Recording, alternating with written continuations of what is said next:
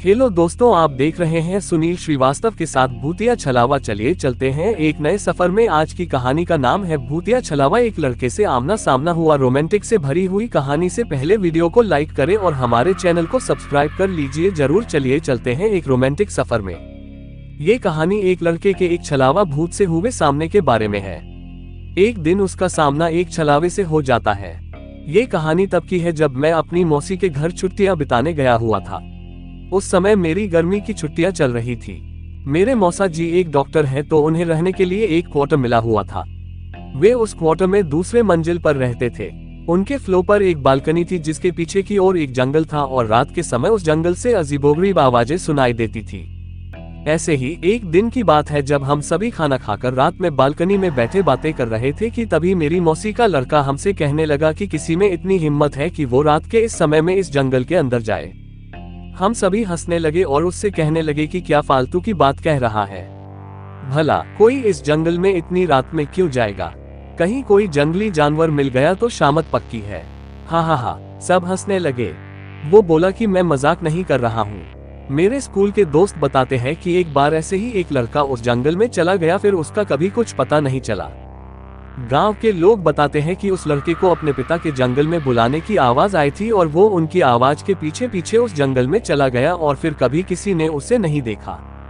मैं हंसने लगा कि यह तो झूठी कहानी है। अगर वो लड़का लौटा ही नहीं तो लोगों को किसने बताया कि वह आवाज उसके पिता की थी। वो बोला क्योंकि उसके पिता उससे थोड़ी दूरी पर थे और उन्होंने भी वही आवाज सुनी थी, मतलब उनको बुलाने की। उनकी ही आवाज में कोई उनके बेटे को अपनी ओर पुकार रहा था। जब वे दौड़कर वहां पहुंचे तो उन्होंने देखा कि वहां पर उनका बेटा नहीं था, इसलिए कोई भी उस जंगल की ओर नहीं जाता। मैं अपने मौसेरे भाई की यह कहानी सुनकर हंसने लगा कि वाह क्या बात है, जंगल का भूत जो लोगों को गायब कर दे। हा हा हा।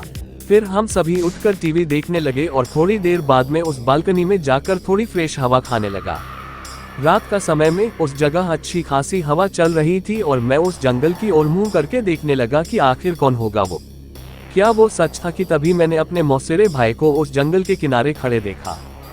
वो मेरी ओर नजर करके हंस रहा था और मुझसे इशारे में कह रहा था कि तुम भी यहाँ आओ।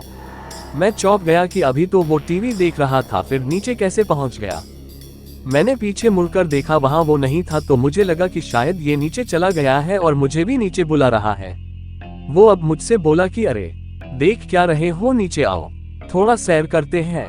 मैंने सोचा चलो थोड़ा घूम ले, तो मैं नीचे जाने के लिए दरवाजे तक गया ही था कि तभी मैंने देखा कि मेरा भाई तो टॉयलेट करके बाहर आया है। ये देखकर मैं सकपका गया। मेरे रोंगटे खड़े हो गए और मैं बस यही सोच रहा था कि अगर ये यहाँ है तो वहाँ नीचे कौन है। मैं उससे बोला कि तुम तो नीचे थे, इस बाथरूम में कब आए। वो बोला कि मैं तो यही था, मैं तो बाथरूम गया ही नहीं हूँ, तुम क्या बोल रहे हो। मैं उससे बोला कि मैंने अभी अभी तुम्हें उस जंगल के किनारे देखा था और तुम तो मुझे बुला भी रहे थे।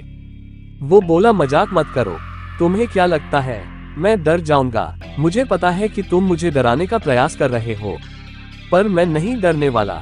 इतना कहकर वो टीवी देखने चला गया। मुझे यकीन नहीं हो रहा था कि ये मैंने अभी क्या देखा है। उसी रात मैं जब सो रहा था तब किसी की मुझे पुकारने की आवाज आ रही थी। वो जो भी था मुझसे कह रहा था कि मैं तुम्हारा कब से इंतजार कर रहा हूँ, तुम तो आए ही नहीं, देखो जल्दी आ जाओ, फिर हम दोनों साथ में इस जंगल के अंदर घूमेंगे। इस बार यह आवाज मेरे भाई जैसी नहीं थी, बल्कि किसी ऐसे बुरे आदमी की थी जो काफी लंबा होगा और बहुत ज्यादा सिगरेट पीता होगा। रात भर मुझे उसकी आवाजें आने लगी और फिर जब सुबह मैंने सबको ये बात बताई तो सबने मुझसे कहा कि ऐसा होना यहाँ आम बात है, तुम उस ओर ध्यान मत दो और अपना काम करो और भूल कर भी उस जंगल की ओर मत जाना। उसके कुछ दिनों बाद भी मुझे उस जंगल की ओर से आवाजें आती रही, फिर वो आवाजें आना रुक गई। इस घटना के कुछ दिनों बाद मेरे पापा मुझे लेने आ गए थे क्योंकि मेरी गर्मी की छुट्टियां भी खत्म होने वाली थी। उस जंगल में रहने वाले को लोग छलावा कहते हैं और जो कोई भी उसके पीछे जाता है वो फिर कभी लौट कर नहीं आता। और इसी दहशत के साथ भूतिया छलावा कहानी समाप्त हो जाती है। हेलो दोस्तों, मैं आपका अपना दोस्त सुनील, और अपना प्यार बनाए रखें।